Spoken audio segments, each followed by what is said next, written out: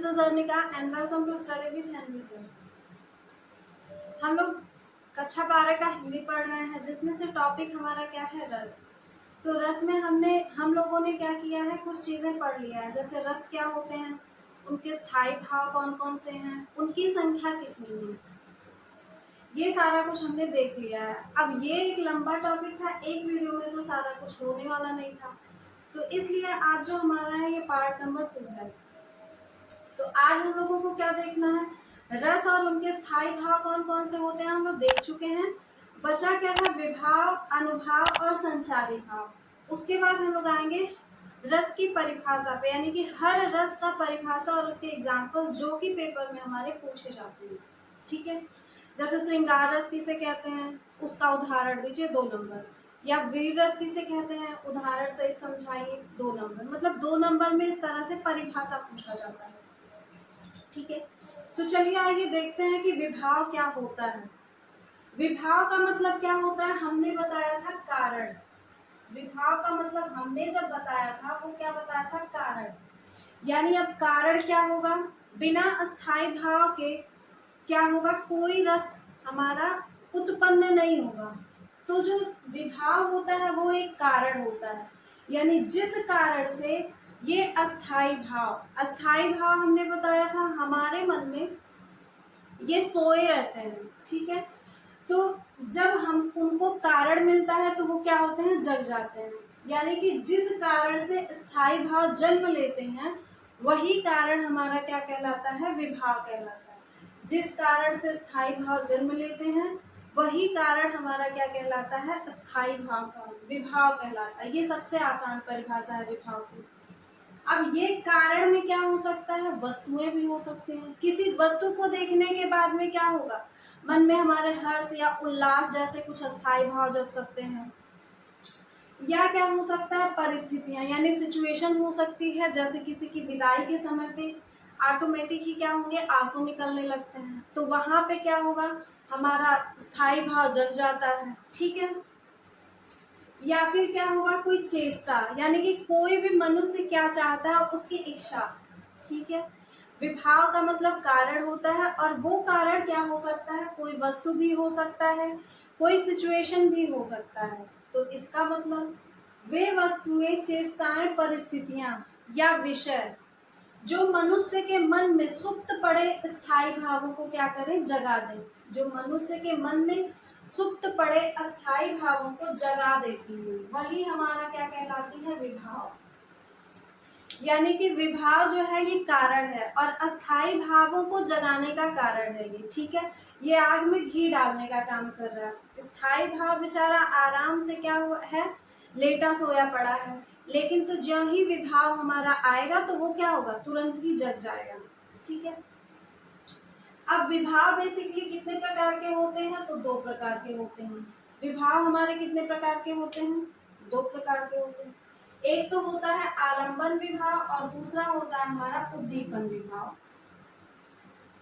अब आलंबन विभाव क्या होता है और उद्दीपन विभाव क्या होता है, ये तो बात है परिभाषा की, बहुत रेयर केस में ही यहाँ ये परिभाषाएं पूछी जाती है। ठीक है, तो आलंबन विभाव की सबसे आसान परिभाषा अगर है तो वो क्या है कि जिन पात्रों के सहारे स्थायी भाव हमारे जगते हैं। भाई स्थायी भाव को जगाने का काम ही कौन करता है, विभाव। और जब विभाव का ही भाग है ये, तो इसका मतलब ये भी क्या करेगा, अस्थायी भाव को जगाने का ही काम करेगा। और अस्थायी भाव को जगाने के काम में ये क्या होगा, पात्र। ठीक है, यानी कि बेसिकली इंसान की बात हो रही है। जिन पात्रों के सहारे स्थायी भाव जगते हैं वो हमारा कहलाता है क्या, आलंबन विभाव। अब बात कर लेते हैं उद्दीपन विभाव की। अब उद्दीपन विभाव में क्या आएगा, वस्तुएं होंगी और सिचुएशन होंगी, क्रियाएं। वस्तु मतलब किसी वस्तु को देखने से जो स्थायी भाव जग जाए, या फिर कोई सिचुएशन, जैसे अभी हमने बताया है कि क्या, किसी की विदाई में जाने से क्या होगा, अपने आप ही लोग रोने लगते हैं, तो वो परिस्थिति तो है, एक परिस्थिति है जो विदाई का समय है। ठीक है, या कोई क्रियाएं, यानी कि क्रियाओं में क्या आ सकता है, किसी का आंख मारना या कुछ ऐसी घटनाएं आ सकती है। ठीक है, क्रियाएं। कोई दृश्य हो सकता है, यानी कि कोई ऐसा दृश्य देखने से अगर हमारे मन में कोई अस्थाई भाव जग जाता है तो वो क्या कहलाएगा, उद्दीपन विभाव कहलाएगा। ठीक है, तो विभाव क्या होता है, जिस कारण से स्थायी भाव हमारे जन्म लेते हैं वो हमारा कहलाता है विभाव। विभाव बेसिकली एक कारण होता है, जो कोई परिस्थिति हो सकता है, विषय हो सकता है। विभाव हमारे कितने प्रकार के होते हैं, 2 प्रकार के होते हैं। पहला हो गया हमारा उद्दीपन और दूसरा हो गया हमारा आलंबन। ठीक है, अब आलंबन क्या होता है, जिन पात्रों के सहारे अस्थाई भाव जन्म लेते हैं वो हमारा कहलाता है आलंबन। ठीक है, उद्दीपन क्या होता है, इसमें दृश्य की बात होगी, परिस्थितियां हो सकती हैं या कोई क्रियाएं जिनसे स्थायी भाव क्या होंगे, जगेंगे हमारे, वो हमारा कहलाएगा उद्दीपन विभाव। ठीक है, अब यहाँ पे बात आएगी कि इसका अगर हम एग्जाम्पल की बात कर लेते हैं तो जैसे मान लेते हैं कि क्या कहते हैं, वो रामायण सबने देखी होगी, हम सबने देखी होगी। तो रामायण में एक सीन लोग दिखाते हैं, उसमें जो आती है कि जब सीता माता और प्लस उनकी जो बहनें या सखियां हैं वो जाती हैं कहाँ पे, बगीचे में फूल तोड़ने, तो इधर से ये भी भाई लोग जाते हैं। तो वहां पे क्या होता है, मतलब कुछ हरकतें होती हैं, आप लोगों ने रामायण में देखा ही होगा। तो वहां पे जो वो माता है और उनकी जो सहेलियां या बहनें हैं वो हमारी क्या बनेगी, आलंबन विभाव। वो किसका उदाहरण होगी, आलंबन विभाव का। और वो जो उद्यान है यानी कि जो बगीचा है वो क्या है, वो बनता है हमारा उद्दीपन विभाव का उदाहरण। मतलब अगर हम एग्जाम्पल्स की बात करें और अगर हम इस समय की बात कर लेते हैं तो जैसे कोई किसी से मिलने जा रहा है, पार्क है, ठीक है, तो वहां पे अब जिसको बुलाए हैं आप, वो हमारा क्या बन जाएगा, आलंबन। यानी कि वही पात्र ही तो है, बिना उसके हमारे स्थायी भाव जगेंगे ही नहीं, बिना उसके उस पार्क का क्या है, कोई मतलब ही नहीं है, निरर्थक है। तो यानी कि वो पात्र, यानी कि जिसको भी आपने बुलाया है वो पात्र हमारा क्या कहलाएगा, आलंबन विभाव कहलाएगा। लेकिन अब वो शांत माहौल, वो क्या है, एक दृश्य ही तो है, परिस्थिति तो है कि माहौल कैसा है, शांत माहौल है, वो हमारा कहलाएगा उद्दीपन विभाव। ठीक है, ये ऐसे ही समझ सकते हैं कि आलंबन विभाव क्या होता है और उद्दीपन विभाव क्या होता है। ठीक है, और पात्र क्या है, परिस्थिति और क्रियाएं क्या है। अब चर्चा करते हैं हम लोग अनुभाव की। स्थायी भाव हमने देख लिया, विभाव देख लिया, अब अनुभाव देखते हैं। अनुभाव हमारा क्या होता है, तो जब हमने क्या किया है, अब अस्थाई भाव को जगा लिया है, तो जिस व्यक्ति के मन में स्थायी भाव जगते हैं, जब व्यक्ति के मन में स्थायी भाव जगेंगे तो उसकी परिस्थिति में क्या होगा, परिवर्तन होगा। भाई परिवर्तन भी किस तरह का होता है, जैसे वो कांपने लगा, अचानक से कुछ ऐसा डर वाली चीज देख लिया तो कांपने लगा, ठीक है, या फिर पसीने आना, या फिर क्या हो सकता है, आंसू निकलना, या कह सकते हैं उसको गाल गुलाबी हो जाना, ठीक है, सिसकियां लेना, ये सारी चीजें जो है वो किसका उदाहरण होती है, अनुभव का। तो अनुभव में हमें क्या लिखना है कि जिस व्यक्ति के मन में स्थायी भाव जगते हैं, या कह सकते हैं कि जब व्यक्ति के मन में स्थायी भाव जगते हैं तो उनकी दशा में जो परिवर्तन होता है वही हमारा कहलाता है अनुभव। ठीक है, जब व्यक्ति के मन में स्थायी भाव जगते हैं तो उनकी दशा में होने वाले परिवर्तन को ही हम क्या कहते हैं, अनुभव कहते हैं। और ये किस तरह का परिवर्तन हो सकता है, आंखों का लाल हो जाना, पसीने आना, या कांपने लगेगा वो, या गाल गुलाबी हो जाएगा। ठीक है, अब वो तो डिपेंड करेगा कि कौन से रस की बात है या कौन सा स्थायी भाव वहां पे जगा हुआ है। ठीक है, ये हो गया हमारा क्या, अनुभव। अब एक और बचता है क्या, संचारी भाव। बिना इन सब के मिले हमारा रस क्या होगा, उत्पन्न नहीं होगा। तो अब एक बचता है हमारा संचारी भाव। संचारी भाव क्या होता है, नाम से ही दिख रहा है, संचारी भाव यानी कि संचरित होगा। तो मन में थोड़े समय के लिए जो हमारे भाव चलते हैं वही हमारे क्या कहलाते हैं, संचारी भाव। मन में अल्प समय के लिए उत्पन्न होने वाले भावों को हम क्या कहते हैं, संचारी भाव कहते हैं। ठीक है, संचारी भावों की संख्या कितनी मानी गई है, 33 मानी गई है। मन में जो हमारे थोड़े समय के लिए उत्पन्न होते हैं भाव, वो हमारे कहलाते हैं संचारी भाव, और इनकी कुल संख्या 33 मानी गई है। ये 33 हमको नहीं जानना है, पर ठीक है, एग्जाम्पल के लिए हम लोग 2-4 जान लेते हैं कि कौन कौन से होते हैं। ठीक है, पेपर में ये नहीं पूछेगा कि ये संचारी भाव क्या है क्या नहीं है। ठीक है, तो जैसे क्या हो सकता है, हर्ष, हर्ष यानी कि खुशी, हर्ष हो गया। ग्लानि, ग्लानि मतलब सबको पता है क्या होता है, पछतावा। हर्ष हो गया, ग्लानि हो गया। अपस्मार, अपस्मार का मतलब किसको किसको पता है, अपस्मार का मतलब होता है मृत्यु। ठीक है, हर्ष, ग्लानि, अपस्मार, मोह,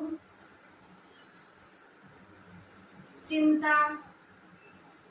ठीक है, या सपने आना, हम स्वप्न कहते हैं। ठीक है, सपने आना। अब किसी के सपने अगर आएंगे, ठीक है, तो वो क्या है, संचारी भाव। अब संचारी भावों की सिर्फ ये एक नंबर में पूछा जा सकता है कि संचारी भावों की संख्या कितनी होती है। तो संचारी भावों की संख्या 33 होती है, जिनमें से हमने कुछ का एग्जाम्पल दे दिया है कि सपने आना यानी कि स्वप्न, चिंता किसी को लेकर के चिंता करना वो भी होता है, मोह किसी के प्रति हमारे मोह की जो भावना होती है, ग्लानि यानी पछतावा, हर्ष यानी कि खुशी। ये क्या है, कुछ हमारे संचारी भाव है। ठीक है, अब जिससे जिससे मिल के हमारा रस बन रहा है वो सारी चीजें हमने देख लिया है। ठीक है, विभाव हो गया है, अनुभाव हो गया है, संचारी भाव भी हो गया, स्थायी भाव भी हो गया। अब बचता है हमारे रस की परिभाषा, यानी अब हम एक एक करके रस को देखेंगे और उनके क्या देखेंगे, एग्जाम्पल्स देखेंगे। ठीक है, तो सबसे पहला ही रस क्या होता है,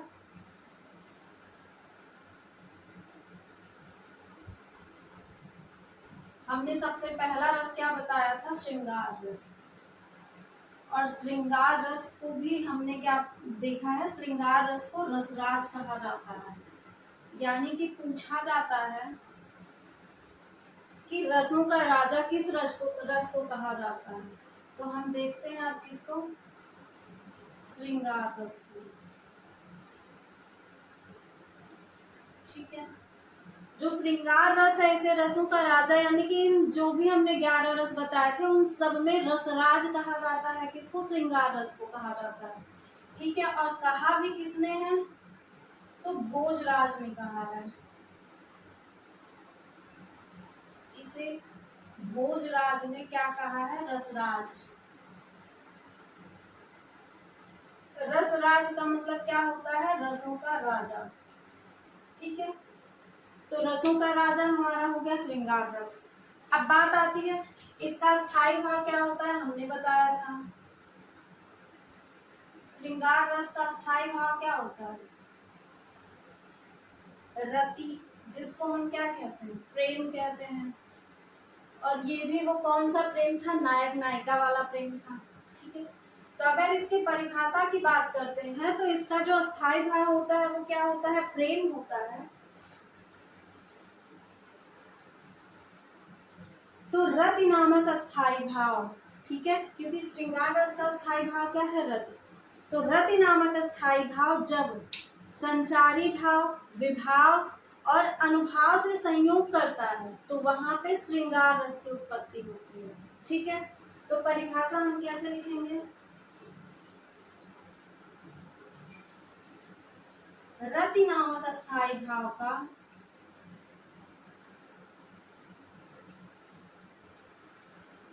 ये परिभाषाएं पूछी जाती हैं इसलिए हम परिभाषा लिखवा रहे हैं। रति नामक स्थायी भाव का जब विभाव, अनुभाव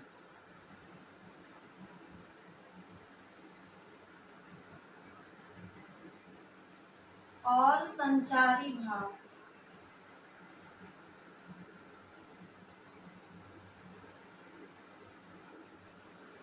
से संयोग होता है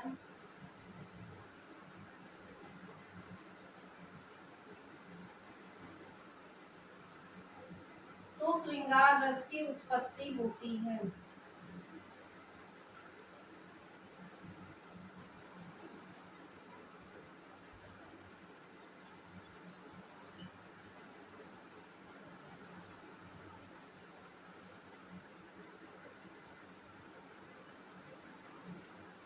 ठीक है, श्रृंगार रस का स्थायी भाव रति हो गया, तो हम कह सकते हैं परिभाषा हमारी कैसे बनेगी। बस एक परिभाषा याद करेंगे, सारे परिभाषाएं यहीं से निकलेंगे, क्योंकि यहाँ पे अगर रति नामक स्थायी भाव है तो जब हम लोग किसी और रस की बात करेंगे, जैसे वीर रस की बात, तो वीर रस का स्थायी भाव क्या होता है, उत्साह। तो हम क्या लिखेंगे कि उत्साह नामक स्थायी भाव का जब विभाव, अनुभाव और संचारी भाव से संयोग होता है तो वीर रस की उत्पत्ति होती है या निष्पत्ति होती है। ठीक है, तो मतलब एक परिभाषा याद करना और सारे डिफिनेशंस हमको यहाँ से हो जाएंगे। अब लेकिन एग्जाम्पल्स तो सबका अलग अलग होगा, तो हमको सबके एग्जाम्पल्स याद करने होंगे। ठीक है, श्रृंगार रस हमारा कितने प्रकार का होता है, तो 2 प्रकार का होता है। श्रृंगार रस को भी हम 2 भागों में बांट के देख सकते हैं। इन 2 भागों में नंबर 1 क्या हो जाता है हमारा, संयोग श्रृंगार। अगर संयोग श्रृंगार है तो संयोग मतलब क्या होता है, मिलना। तो इसका मतलब संयोग श्रृंगार में, और जब इसका स्थायी भाव रति है, और ये रति हमने बताया था कि कौन से प्रेम के लिए है, तो नायक और नायिका के प्रेम के लिए है। तो संयोग श्रृंगार में क्या होगा कि जब नायक और नायिका के मिलन की बात होगी तो यहाँ पे जो श्रृंगार होगा वो हमारा संयोग श्रृंगार होगा। ठीक है, तो हम क्या लिख सकते हैं इसका परिभाषा कि जब नायक और नायिका के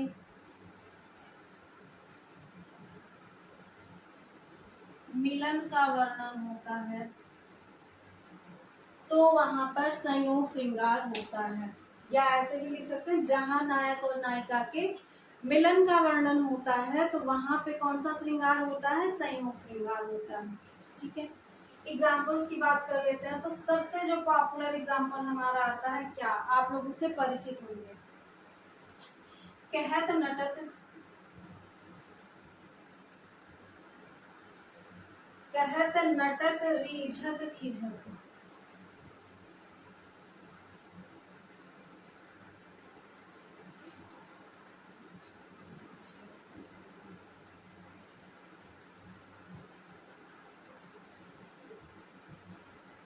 कहत नटत रीझत खिझत, मिलत खिलत लजियात।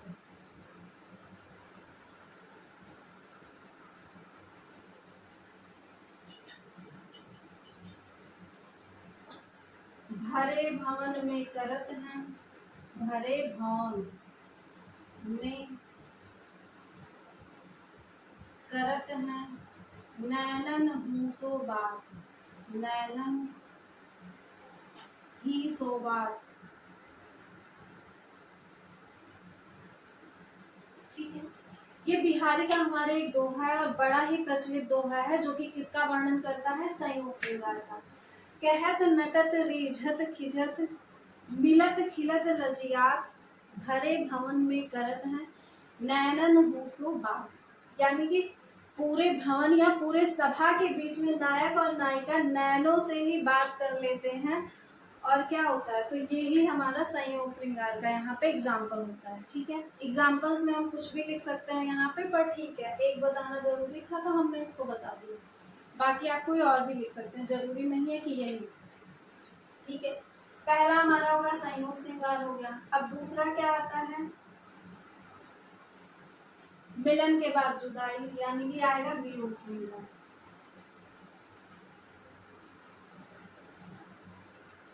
अगर वियोग श्रृंगार है तो वियोग का मतलब क्या होता है, अलगाव या बिछड़ना। तो जब यहाँ क्या है, नायक नायिका के मिलन का वर्णन है, तो वियोग श्रृंगार में क्या होगा कि नायक और नायिका के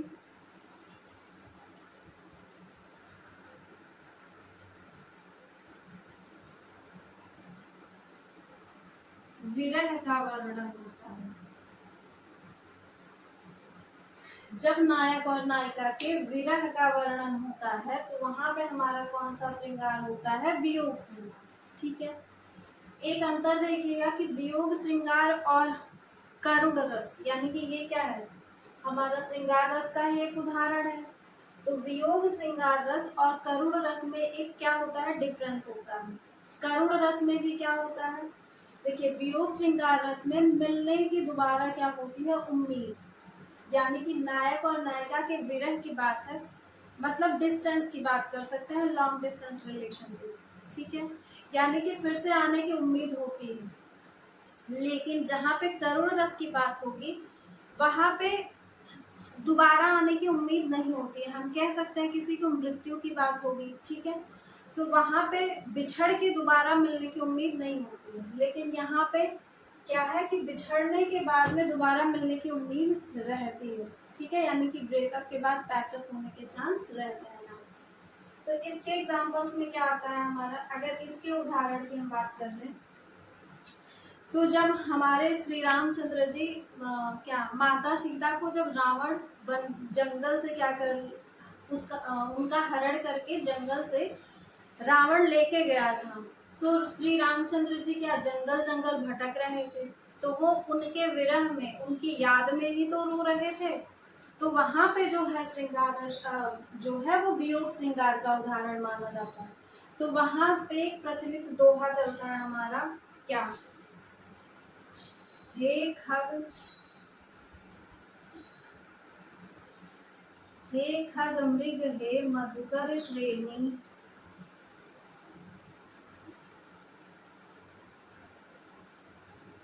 तुम देखी सीता मृग नयनी।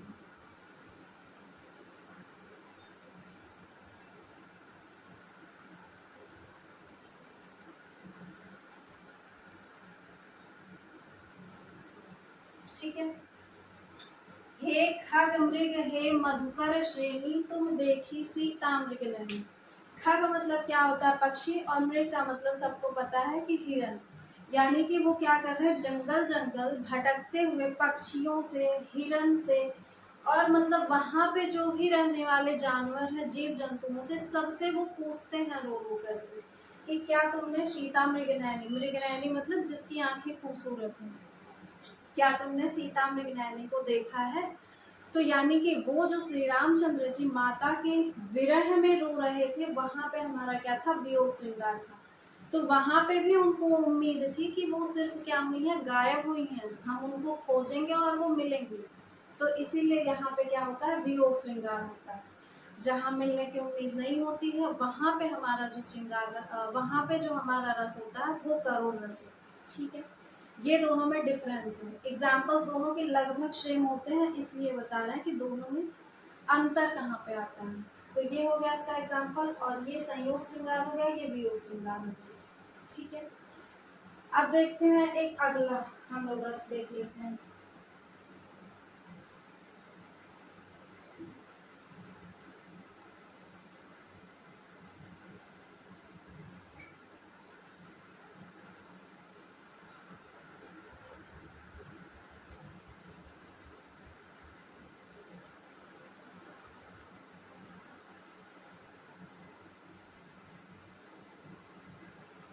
ठीक, अगला हम देख लेते हैं हास्य रस। हास्य रस, हास्य रस का स्थायी भाव क्या होता है? हास्य हंसी। ठीक, हास्य हंसी होता है। तो हम इसकी परिभाषा यानी कि डेफिनेशन में क्या लिख सकते हैं कि जब हास नामक अस्थाई भाव, हास नामक अस्थाई भाव का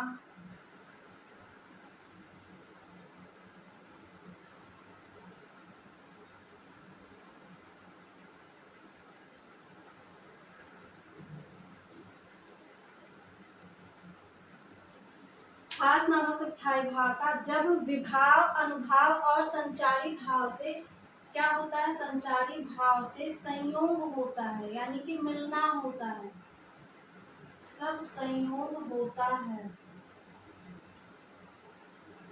तो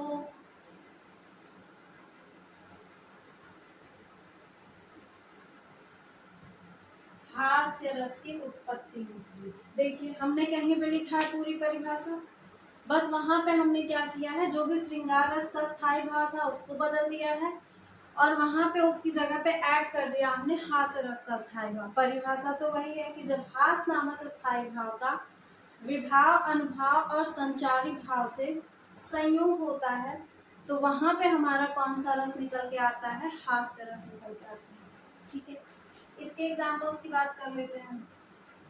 इसके एग्जाम्पल में क्या आएंगे, चुटकुले या दोहे, मतलब जिसको देख के लोग हंसी हंसी आए। ठीक है, तो हम कह सकते हैं हाथी जैसा देह,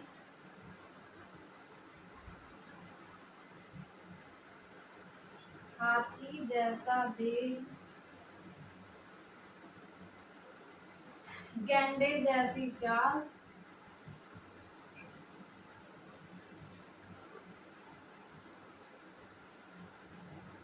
हाथी जैसा देह, गैंडे जैसी चाल, तरबूजे सी खोपड़ी,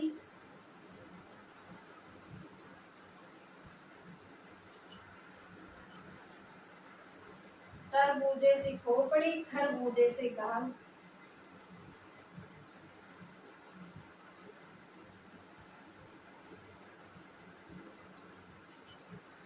ठीक है, यहाँ पे जो दोहा आएगा हमारा, हाथी जैसा देह, गैंडे जैसी चाल, तरबूजे सी खोपड़ी, खरबूजे से गाल। देख ही रहे होंगे, इतना तो समझ ही रहे होंगे कि ये क्या है, हास्य रस का उदाहरण है। किसी ऐसे मनुष्य का वर्णन किया गया है जिसकी टोटल ही क्या कर दी गई है, तुलना किसी जानवर और फल से कर दी गई है। ठीक है, यानी किसी के देह है जो हाथी जैसे है और फिर वो चल कैसे रहा, गैंडे के जैसे, उसके जो खोपड़ी है यानी कि सर उसका तरबूजे के जैसा है और गाल उसके कैसे हैं, खरबूजे के जैसे। तो यानी कि यहाँ पे ये उदाहरण हमारा किस रस का हो जाएगा, हास्य रस का उदाहरण हो जाएगा। ठीक है, तो इसी तरह से हमारे सारे जो रस हैं, जैसे वीर रस हो गया, उसका स्थायी भाव क्या हमारा हो जाएगा, उत्साह। वहां पे वीर रस की कुछ कविताएं या दोहे आ जाएंगे, जैसे किनका आता है, सुभद्रा कुमारी चौहान का आता है। उन्होंने वीर रस का बहुत अच्छा वर्णन किया है झांसी की रानी पे। ठीक है, वहां के जो दोहे आ जाएंगे, उदाहरण आ जाएंगे, पंक्तियां आ जाएंगी, वो सब वीर रस में आ जाएंगे। तो आज की क्लास को ज़्यादा लंबा हम नहीं करते हैं, बस यहाँ पे ही हम रोकते हैं क्लास को। बाकी हम लोग क्या करेंगे, रस जो है एक ही क्लास में पूरे टॉपिक्स नहीं कवर हो सकते हैं, इसलिए हम लोग क्या करेंगे, अभी 1-2 पार्ट और लेंगे, उसके बाद में रस पूरा हमारा कंप्लीट हो जाएगा।